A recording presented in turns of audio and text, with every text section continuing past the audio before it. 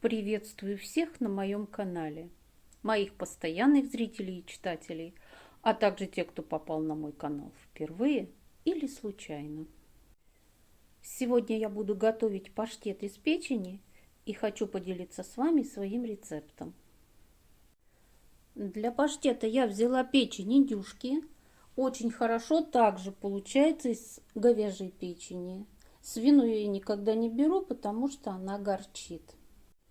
Также мне понадобится одна морковка среднего размера, одна луковица, масло сливочное, любимые специи, сушеный укропчик.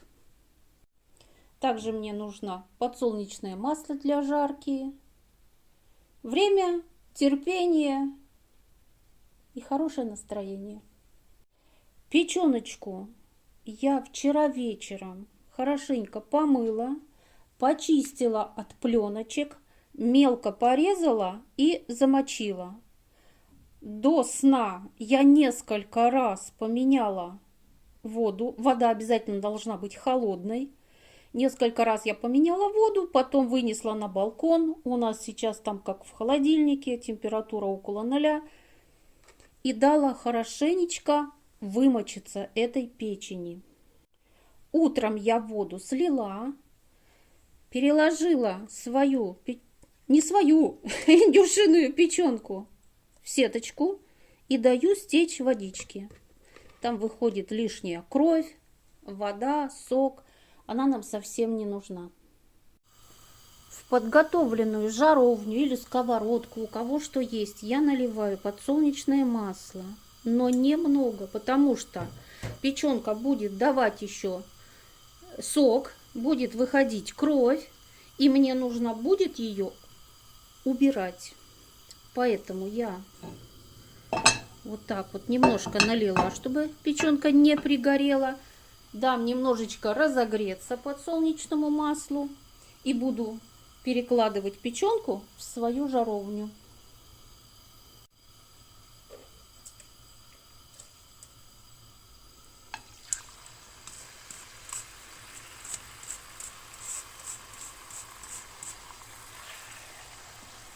Теперь мне нужно, чтобы эта печеночка протушилась.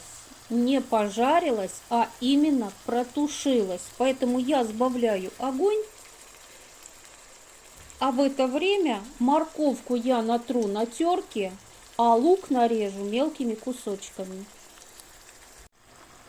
Печень начала тушиться, и смотрите, сколько сока и воды выходит.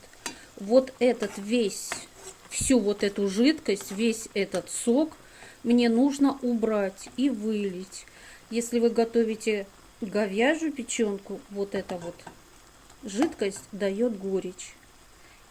В таком случае я печенку промываю. Но поскольку здесь индюшка, ее можно просто убрать, эту жидкость, и дать печеночке тушиться дальше. Сейчас я просто возьму ее и вылью.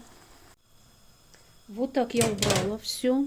Я знаю, что многие не едят печенку, не любят паштет именно вот из-за запаха крови и из-за горечи, которая остается в печенке после тушения.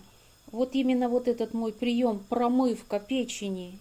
И вот нужно смыть всю вот эту свернувшуюся кровь. Она, если не уберет горечь и запах крови, то сведет до минимума.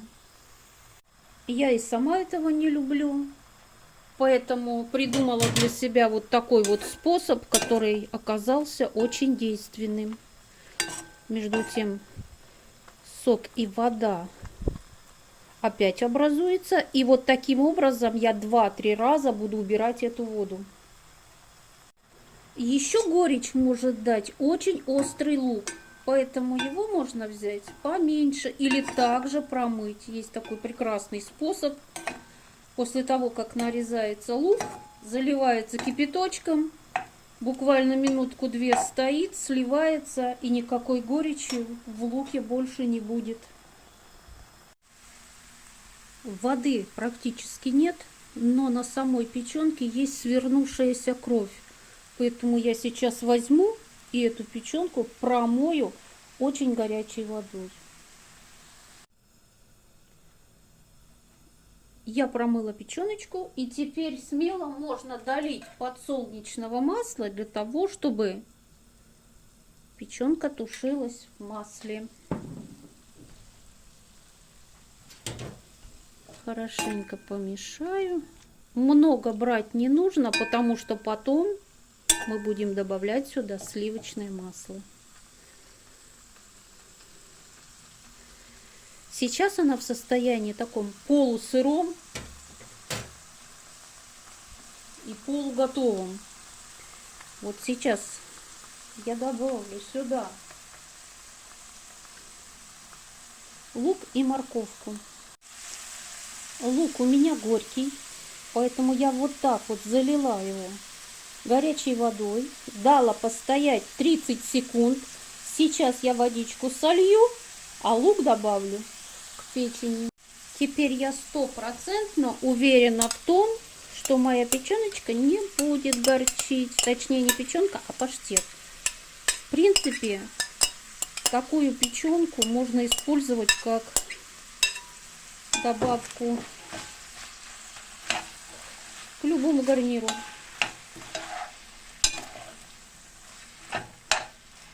Вполне самостоятельное блюдо. Печень, пожаренная с луком и морковкой. Но мы пойдем дальше. Мы будем делать паштет. Накрываю крышкой, сбавляю до минимума огонь и даю луку и печенке протушиться.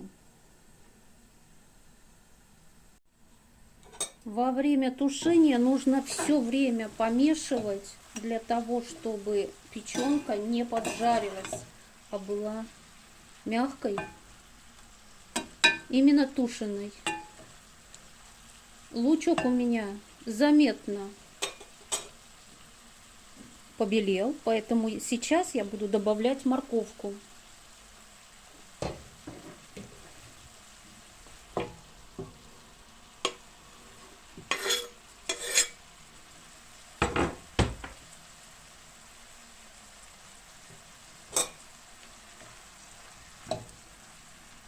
Морковка у меня сладкая, сочная. Паштет будет.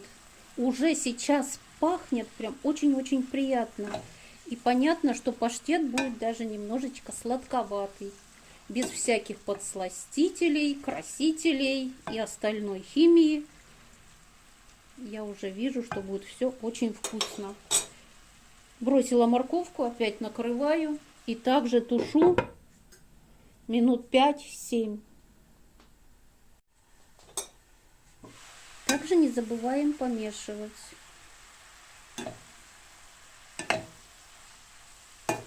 Видно, что оно не жарится, а именно тушится.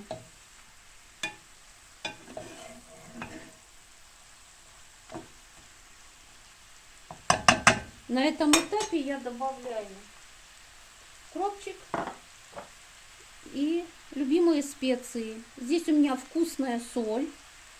Рецепт есть на канале. Еще я сюда добавлю копченой паприки. Она абсолютно не пекучая, но красненькая и с ароматом копчения. Также хорошенько помешаю. Потом накрою и буду тушить дальше до полной готовности. Масло сливочное подготовила заранее, достала его прям утречком, для того, чтобы оно было мягким.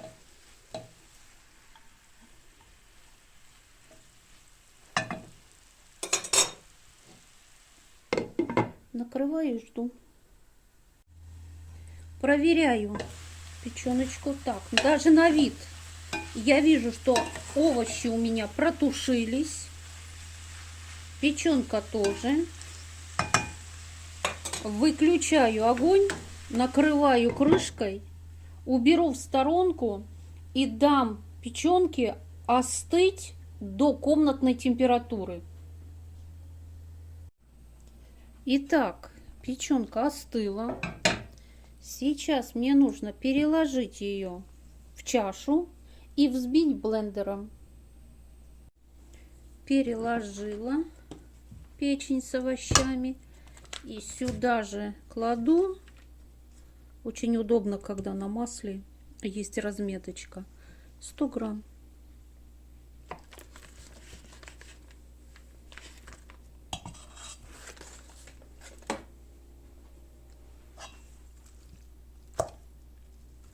Вот так. Нужно вот так вот порезать. И сейчас я буду взбивать.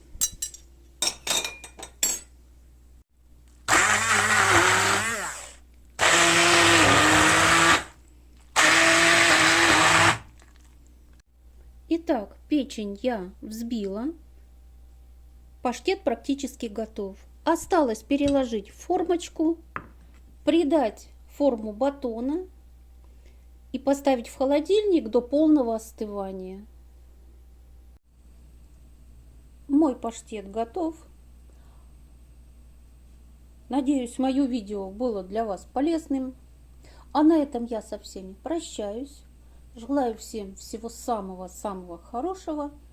И, конечно же, до встречи в следующих видео. Пока-пока.